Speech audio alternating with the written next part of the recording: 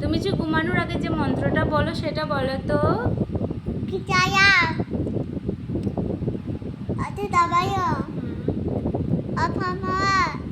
Konnichiwa. Kato na tayo guminayo naman ako. মা গো আমার শোনা বাবা কত ভালো, কত ভালো। তো তোমরা সবাই আমার এই বেবির লেগা, ছোট্ট বেবির লেগে একটু ভগবানের কাছে প্রার্থনা করবা যাতে হ্যাঁ অনেক কিছু আরও শিখাইতে পারি।